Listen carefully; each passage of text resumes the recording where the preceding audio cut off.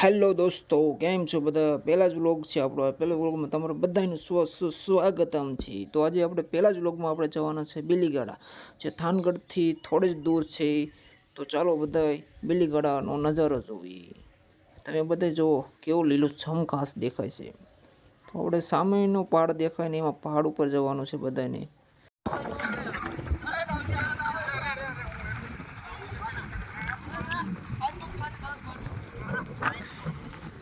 લઈ જા તો અમારે